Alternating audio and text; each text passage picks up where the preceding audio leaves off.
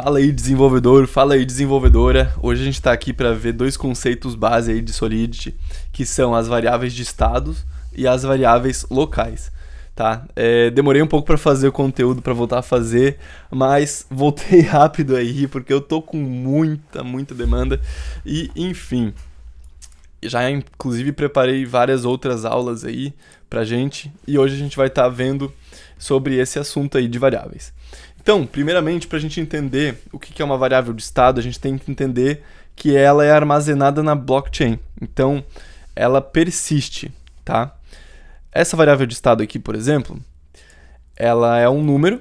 Eu atribuí a essa variável o valor de 123 e ela vai estar armazenada para sempre na blockchain a hora que você fizer deploy desse contrato, tá? Então, vamos entender melhor o que eu quero dizer com isso. Então vamos pular direto para o que é uma variável local. Uma variável local ela só existe dentro de um contexto, dentro da função, por exemplo. Tá? Então aqui a gente tem uma função com o nome minha função, que recebe um parâmetro string.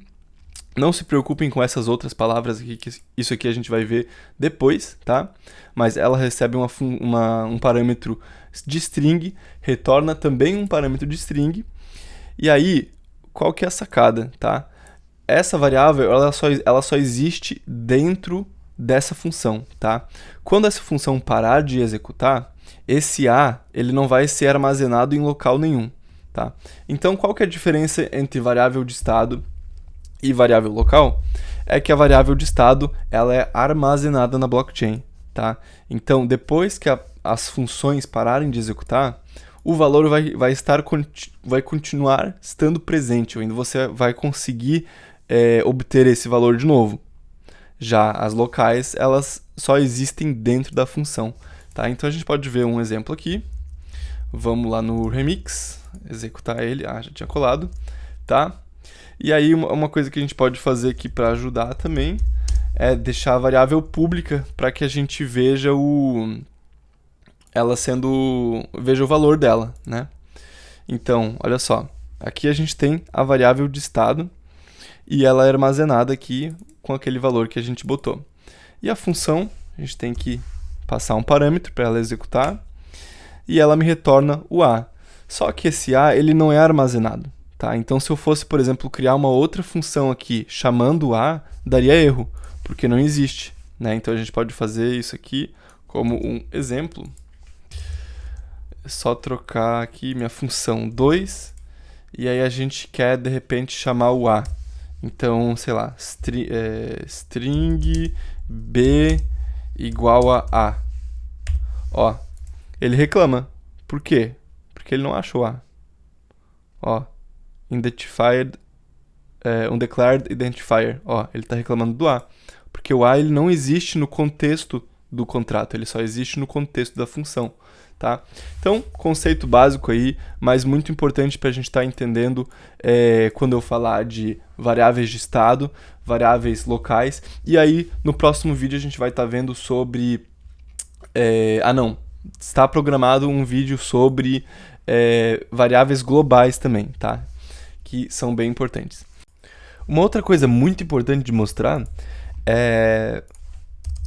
Quando você declara uma variável aqui dentro da função e ela tem o mesmo nome de uma função, uma variável de estado, né? Então, ela acaba sobrescrevendo essa variável de estado, tá? Como é que a gente vai ver isso? Vamos retornar essa variável aqui. E para isso a gente também precisa mudar o tipo de retorno. E beleza, agora vamos compilar, fazer deploy desse contrato e rodar ele aqui. O que a gente espera é que, rodando essa função, o valor apareça 2, né? Então, você pode ver que retornou 2, sendo que essa variável também foi declarada aqui, o mesmo nome, e aqui está atribuído 123. Mas, como ela foi declarada de novo dentro dessa função, sobrescreveu, tá? Então, agora a gente vai mostrar uma outra coisa, que é, ao invés de declarar a variável, né, você declara uma variável falando o tipo e depois o nome da variável. Agora, se você quer simplesmente atribuir um valor a essa variável, ou seja, vamos alterar agora essa variável de 123 para 2. Então a gente faz dessa maneira, a gente não está mais declarando, a gente está atribuindo um valor a uma variável. Para isso, agora a gente tem que apagar o pure, que ele não serve para esse tipo de função, porque o pure é usado em funções que não atribuem valor a variáveis de estados. Isso a gente vai ver em outras aulas. E aí aqui a gente pode compilar o contrato de novo. Então, e aí quando fizer o deploy do contrato aqui, a gente espera, né, que o valor ele primeiro esteja como 123, mas depois que eu rodar essa função, o valor de 2 vai ser atribuído nessa variável, e aí a próxima vez que eu chamar a função que recupera o valor dessa variável aqui, vai ser 2. Então vamos fazer isso. Ó, 123, aí eu executo essa função, e agora esperamos o valor 2. Perfeito. Então, mais ou menos por aí. É assim que a gente altera uma variável de estado a partir de uma função.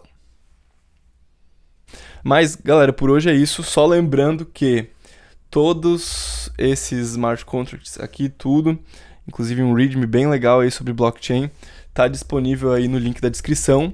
E também a comunidade aí de desenvolvedores Web3, lá tem muito mais conteúdo, então é só acessar o link aí da descrição que vocês vão se encontrar, beleza? Então, até a próxima.